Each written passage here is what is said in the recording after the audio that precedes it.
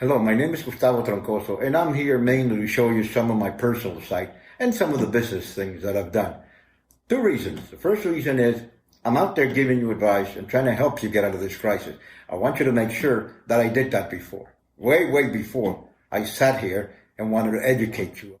The second thing is I've had some people and companies call me, and I have contacted some companies too, and I would like to help. I'd like to go farther than what I'm doing now. The first thing I tell people all the time is find out what you're good at. What is your gift? What is it that God put in you that makes you different from everybody else? Once you find what makes you different and what really motivates you to go out and do it, then the second thing is a plan. You need a plan to go out there and beat the world. Now, you have to make a choice because most everybody do not work on what they like. Most everybody has to go to work because they need to get paid. They need to survive, they need to pay mortgage, they need to pay schools, they need to pay their bills, and that's why they go to work. Well, I was one of the lucky ones who went out and worked in what I really liked, I really enjoyed. Early in life, I had to make some tough decisions, and the decisions was, what am I going to follow? Am I going to follow what I really like, or am I going to follow money? You see, I really wanted to be a doctor. I like to help people, so I really wanted to be a doctor. And I also wanted to be a businessman. I had a great example. My grandfather, we come from a 200-year-old Italian family. My grandfather was a great negotiator. So when I was about to make my decision, I thought, let me look around. Let me see what people around me have done and how far have they gone. I've always seen my father, beautiful homes, beautiful everything around him. I saw my grandfather as a hard worker. I also looked around and saw my cousin who was a doctor. He was in 8th year of medical school. He had not a single penny to his name. And I thought, well, I like being a doctor, but I like money more. So I made a decision to go into the business world because of my grandfather. So I went into the business world and I really enjoyed it. I spent 7 years working, trying a lot of things, opening my own companies, failing and succeeding in many of them, but gaining all the experience that I needed to go and become a CEO, as everybody wants to become. These days, everybody is a CEO, but there's very little working CEOs. So I made a decision to go into business and started building my own businesses. I built and sold. Finally, in 1990, I decided to go multinational, international. I wanted to go big, I wanted to go out there, and I wanted to succeed. I always knew I wanted to go international. I never knew how hard it was, and I never knew how much it cost, and I never knew how much time, of my own time, I had to devote and forget basically everything else to go compete in an international world. All I knew is I was motivated, I wanted to go out, I had some experience, a lot more than most everybody else around me, because I've risked a lot more than everybody else around me. I know I was capable, I had all the desire to go out and do it, I had no fear, and I knew that if I went out there, I was going to succeed. That is the way I think. Even though I didn't know God at that time, and even though I had no anybody else, absolutely nobody else to support me, I went ahead and did it. Now, I spent the next 6 years in Boca Raton, Florida, trying very hard to get ahead. There was a lot of investment on my part. It was financed by me 100%. There was a lot of time put into it in my part also. And also, I faced failure and success at the same time at a very accelerated rate, but I was willing to do it. And I went just right into it. By 1996, I've already become international. And I was asking God, because I never knew God. I was asking God, is this the right way to go? Am I going the right way? Because it's painful. It makes me money, but it's extremely painful to get there. God answered my call, even though I didn't know him before. And from that day on, my life completely changed. It's not been easier. It's just been different, very different. I'll tell you a little story. I met God, and God spoke to me, and I run to my mother. And I said, Mom, I've heard the voice of God. You know, being an Italian Catholic, Roman Catholic family, this was absolutely crazy. You know, first thing they said is, they're going to take all your money away. The second thing they said is, you're never going to make it on that side. And the third thing they say is, we're happy for you, but this is not going to last. For the next 10 years, and I want to say this is very personal, but I'm going to say it anyway. For the next 10 years, every time we met, every time we had a family dinner, every time we met for a weekend, I remember, and this is hard to say, but I remember my mom making fun of me. My mom used to say, oh, she used to hit a glass like Italians do and hit a glass. Let's see what my son has brought from God today. He said, let's see what God has spoken to my son today. And they laughed and they made fun of it. And I said, well, if that's a price I have to pay, well, that's a price I'll pay because I feel good. This harassment, and believe me, I don't want to sue my mother, but this harassment went ahead for 10 years. I put up with it, it became normal. But then one day, listen to this, one day something great happened.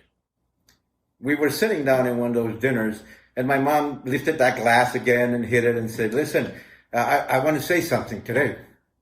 And I'm going to try and say it with a straight face. My mom said, I've been mocking my son for the past 10 years. We've been all laughing about what he's taught us about God, about what he said he's done, what he said he's heard. And, we've been making fun of my son for the past 10 years. And then she said, but today I want to apologize.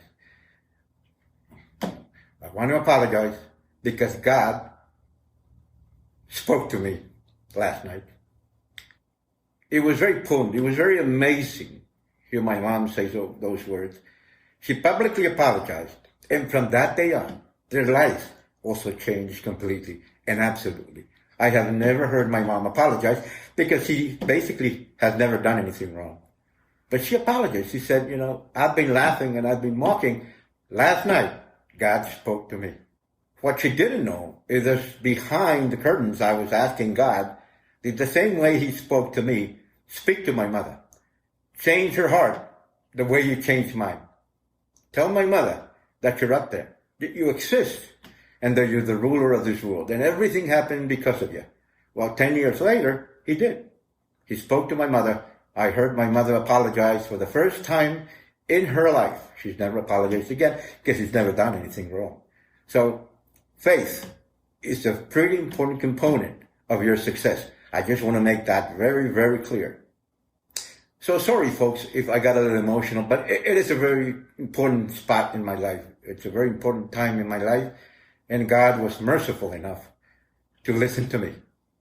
So I'm not going to make it boring. I just want to tell you that I became a CEO back in 1990, and I've been a CEO ever since. One of the reasons that I enjoyed it so much is that I liked business to begin with.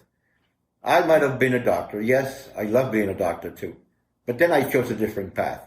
And a couple of decades afterwards, I'm here. I'm still doing it. I still like it. I love to share my experiences with you. I like you to check my companies and what I did and make sure, again, that whoever's educating you has something important to say because he did it. There's a lot of people out there telling you what to do. Choose wisely before you make a decision. It's very important in life you choose the right path. There's an old proverb out there that says if one blind man guides another blind man, they'll both go into a hole. So just make sure that whoever's trying to help you and give you solutions have gone through the same thing you've gone through and succeeded. Now, I'll try and answer some of the questions that companies and people have asked me lately. And here's the first one. Tell me a little bit about yourself. I'll tell you about myself. It's very simple. Since I was 12 years old and all the way to probably when I was 18, my father used to come into my room and he used to ask me if I was comfortable. He used to ask me, do you like your bed? Do you like the ceiling? Do you like the paint? Do you like the paintings in the wall? Do you like your covers? And I obviously said, yes, we live very comfortably. And I said, yes, Dad, I really like it and it's very nice. So throughout puberty, I had a dad to make sure that I knew that everything in that house belongs to him. And that when I was 18, I had to get out and do my own stuff. He's given me enough. Now it's time for me to go out there and make my own stuff, my own success, my own life. You see, now I understand what my father did. My father created the motivation I needed to go out there and beat the world. He wanted me to go out there fiercely and face the world and succeed. And that's why he did it. He told me many, many years afterwards, though. So this motivation my father planted in myself lasted long enough so that I went ahead and opened my business and did exactly what I wanted to do. Later in life, I called my father and I said, Dad, I made it. This is it. Now I'm economically independent and I've made it. I never thanked him, though, because he never told me why he did it. He told me many, many, many years afterwards because he wanted to make sure knowing me very deeply that I was going to make it and I was going to be able to go through every failure in the world. So I define myself as somebody permanently motivated. I don't need to go to anybody to get motivated. I motivate myself. Now, that motivation has been changing through the years. It used to be one thing and then it became another thing, and then later on in life it became something else. But I did not depend on anybody except my faith and whatever that created in me that motivated me to go ahead and succeed. So if you want to find out what I've done, all you have to do is go into my LinkedIn profile. It's all there. I don't want to bore you with my resume. I'm pretty sure you guys have one more exciting than me. But it's all in there. All the information is in there. Companies are up there. You can check them out too. And that is me, somebody who's persevered, who's not going to quit till he succeeded. Well, other people and other companies ask, what is my biggest weakness? My biggest weakness is pretty simple. I am very hard at delegating things to people. It took me many, many, many years to be able to delegate and make sure that things were done the way I wanted it. But then I learned how to form teams, mentor teams, administer and manage teams. And it has become the best part of my life. It has become that sharing my knowledge and teaching others how to do the same things I've done is more satisfying than actually doing them. So yes, I have a weakness. Much of a resume I might have and might impress one or two out there. Yes, we all have weaknesses. And that, I think, would be my biggest, is I am very hard to delegate. It took me 10 years, maybe 15 years to learn. And I finally learned how to build a team that helped me. And it was very satisfying. Others ask, what do you think is your biggest achievement? Well, my biggest achievement was I was able to balance my business and my family life. Unless things at home are working, your business ain't going to work. Or at least it's not going to work as well. Now, you might have a business that works pretty well, but then you might have a family that's not working at all. Or on the contrary, you might have a great family, but then you can't go into business or do anything, absolutely nothing. So I think my biggest achievement after many trials and failures was to balance my family and my business life. You see, it is important that you become somebody important in your home as well as your business. If you're a CEO and you're very cherished in your business, you must be a good husband, a good father, a good brother, and a good sister, and be cherished in your family. That is extremely important. That is the foundation of everything a businessman does. If you're successful in your family, you're going to be successful in your business. If you follow principles with your family, those same principles you take to your business. And if you're successful in your family, you will be successful in your business. Until you do that, success in your business is not going to come. I'm sorry to tell you, but you'll have to sacrifice one of the two. That's what most people have to do. In my case, I was blessed enough to be able to balance family and business life, and I think that is quite an achievement, to be honest with you. Others ask me, what is the biggest project you have done? What is the biggest thing you have done? What is the biggest thing you have accomplished? Well, in my case, the biggest thing I have accomplished is one that very few can accomplish. Going international was basically the toughest thing I have ever encountered. And here's the reason why. Most people you go to that are around you in your business, in your family, your friends or loved ones will tell you not to do it. Here's what they'll tell you. You're not ready yet. Second thing is you don't have the money. And the third thing is you don't have the experience. So the toughest thing is not to go out there and become international. That you can do. The toughest thing is you beating all that wrong advice because it comes from people you love. In fact, when you analyze that with pretty sharp mind, you'll say to yourself, it's a very high risk. I'm not sure I'm willing to take it. But go ahead and take it. If you know your gift, if you have faith, and if you are prepared, go ahead and take it. I took that leap in 1990. Now I've worked in over 30 cities in 5 different continents. I've opened businesses and failed and succeeded in many of them. Out of the balance it would be, it's a positive balance. I sold most of my businesses in 2018, just kept the foundation, which I am a CEO of that foundation today. So to be honest with you, Being international is the toughest thing I've ever faced. Most people don't want to do it. Most people think they can't do it. But to be honest with you, if you want to do it, it's something you should try. Some of the people have asked me, well, what is your biggest strength? I think my biggest strength is team formation. Business development would be another one, and basically perseverance.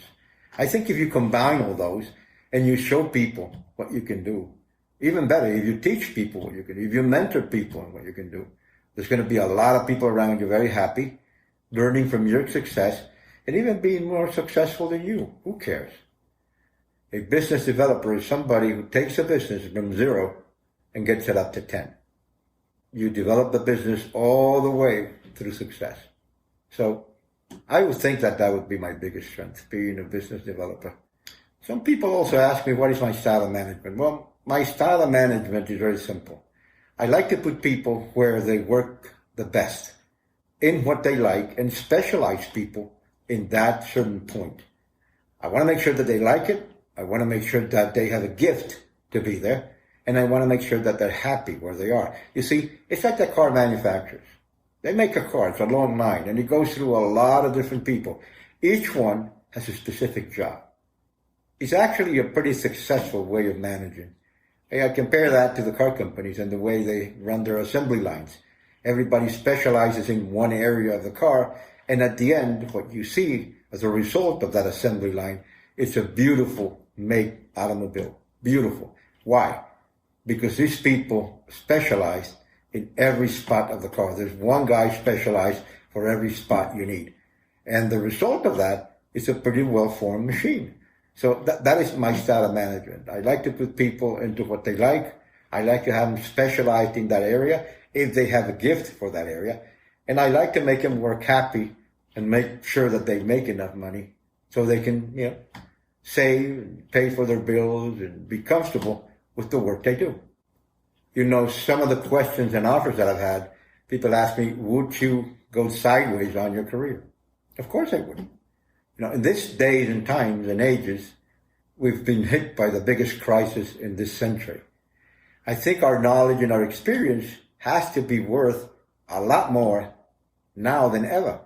I think wherever we are required as CEOs or business people or entrepreneurs, we should go. We should help. We should help people get up again. We should help people be faithful. We should help people trust themselves. Some people have asked me, what is my day-to-day routine? Well, I'll tell you. It is pretty simple. I wake up every morning around 5 o'clock, 5 a.m. in the morning. Why, I don't know, even Saturdays and Sundays. I got used to it, so I wake up early. The first thing I do is I pray. I pray for a while because, knowing God is something that's changed my life so much. And it gives me the strength, really gives me the strength to face whatever is coming. Even though these days is pretty simple compared to many, many years ago. The second thing I do is, I plan my day. You need to plan your day. You can't just go out there and think, am I going to take a right? Am I going to take a left? I plan my day.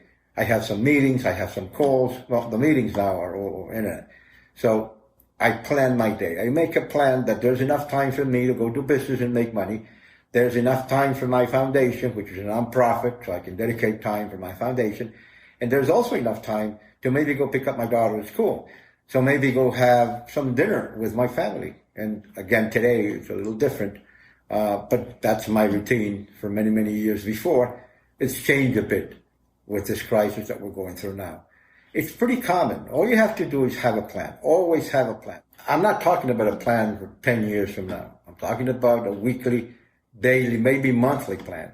You see, you accomplish big things by accomplishing small ones. Don't try and score a goal all the way from the other side of the field. You see, it's like football. You go yard by yard. When you're close enough, then go ahead and score that goal. Now, some of the people have asked me, what am I passionate about? I'll tell you what I'm passionate about. I'm passionate about succeeding and teaching people how to do it, and I'm passionate about God. About succeeding and teaching people is very simple. I've done that all my life. That's what I like. I know how to do it well. I have accomplished most of what I set it out to do. So I'm really passionate about success. The second thing I'm most passionate about is God. Since that day God spoke to me for the first time, everything in my life has changed. I really hope that it does the same thing with you. If you believe it or not, it doesn't matter. I didn't believe it anyways, but he spoke to me. I can tell you I'm a man of faith. Everything I do is sustained by faith. Everything I wait for and hope is also sustained by faith. So God has been a huge, huge help in my life. It's been a huge, huge motivation, and even better, a huge example for my life. How do I deal with pressure? Well, very simple. The first thing I do is through prayer. I feel that through prayer, most of my pressure is manageable. The second thing is how I deal with pressure is basically just doing it and persevering. Everything is pressure in our lives. It has become a constant thing in our lives. From when the days when my father used to tell me everything is mine, to the days when I had to go international and say, should I face this with my own money and go broke, or do I go to a bank and borrow somebody else's money? Well, I decided to do it with my own money, and God was good. So there's pressure in life in everything you do. In my case, the way I deal with pressure is prayer and perseverance.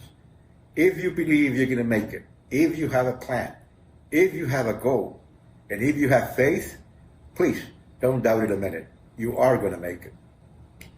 So just to summarize most of the things we've talked about, is basically, I'm a CEO. I've been doing business for a couple of decades. I've done it all over the world in many areas, transportation. I became a book author. I also did business on franchising. I'm a manufacturer. I manufacture sportswear, or I used to manufacture sportswear in China. I've been in the car business.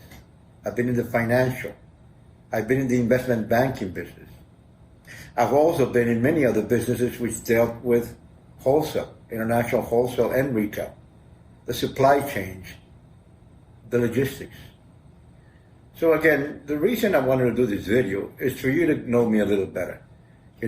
I want to make my information accessible to anybody who wants to go and see if I've done what I've said I've done. I wanted you to make sure that you can trust me when I say I can help you succeed, survive, or even thrive, because I've done it myself. I wanted to make sure that you understand that anybody who embarks on a trip to go help others must first have helped himself. I call it very simply, walk to walk and talk to talk. I think that's the most important thing to do. I might be a good salesman, but what I try to sell today is knowledge and education. I've sold all my life, and everybody sells. Now, in today's world, that's not a problem. You can go out there and sell whatever you want. You can go out there and trade whatever you want. You don't even need to be successful on it. But when you're trying to educate people and give people advice, there is a delicate spot. You better be saying something that you have done before. I think people would trust you enough, or even better, if they knew you did it, if they knew everything that came out of your mouth came because you tried and failed so many times, but failed until you succeeded. And that's my case. My case is I'm what they call a working CEO. I work from the bottom up all the way to CEO. I learned every position in the company. I've done every position in the company. So when you tell me about a problem downstream, can't lie to me because I've done it. I've been there. I've failed and I've succeeded in that same spot. So you gotta be a pretty good storyteller to fool me. The only reason, am I more intelligent? No. Am I special? No. I just did it. I did it before you. So at this point in your life, when the world is in crisis, make sure you pick the right person to guide you.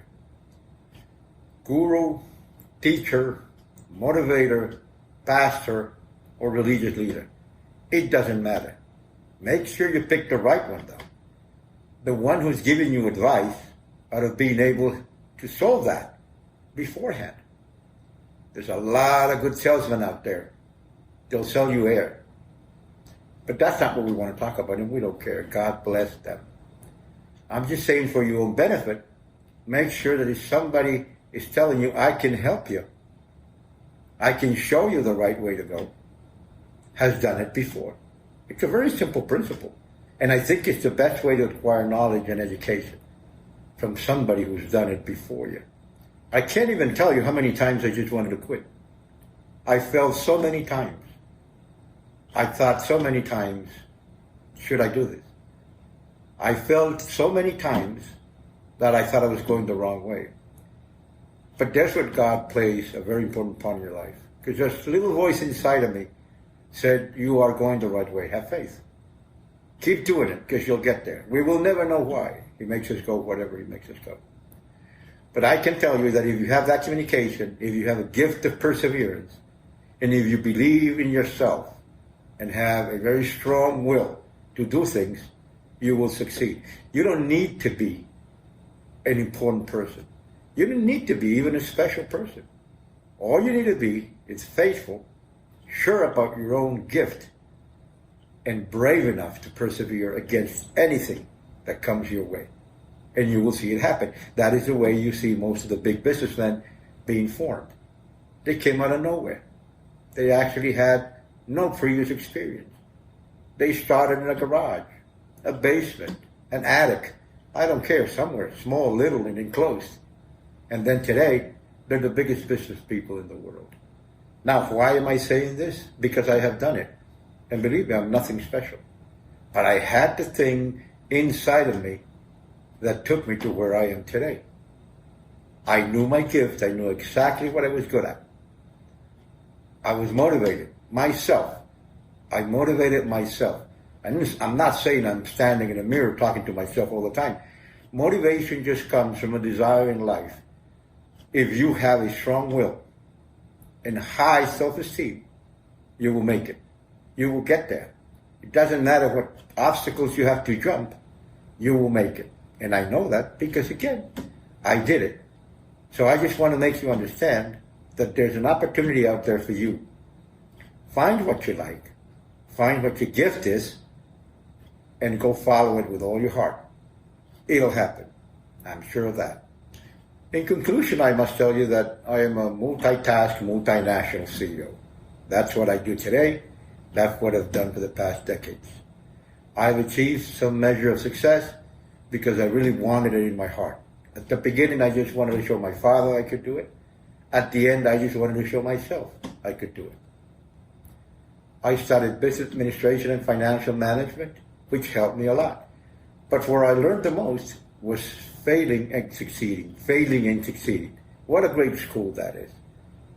Was I fearful? At times. Was I thinking of quitting? At times. But thanks God I didn't. Because what I do now is I tell people, you can do it. Out of me done it before. Out of me doing it before. I enjoy, that's my passion. My passion is showing you people how to get up there and do it. Don't let anybody discourage you. Don't let anything in life discourage you. Because the only ones who make it are the ones who want to live. The other ones, like I've said before, just want to exist. Don't worry about them. They'll be okay. If you want to live, succeed, and make it, just do what others don't do. That is a basic point, too, of success. Do what others don't do. If you do what others don't do, if you wake up before everybody and you go to bed after everybody, if you spend 3 hours acquiring knowledge for yourself instead of watching a game, if you spend a little more time with your family instead of long hours at the office, do something most people don't do. If you do something most people don't do, you'll end up where most people do not end up. At the end, I just want to say that for those of you that are offended by the mask, I deeply apologize. I'm deeply sorry that you are offended. You know, my face is on my LinkedIn account, and most of my businesses have my face, so go ahead and see it. For now, please stay safe. When you go to work or when you want to go to work, stay safe. All the time, stay safe. When you want to go enjoy and play around and enjoy a game or maybe a movie, stay safe. Remember, this is temporary. All this will pass, and we will become winners. Remember one thing and never forget it. God is on our side. Thank you.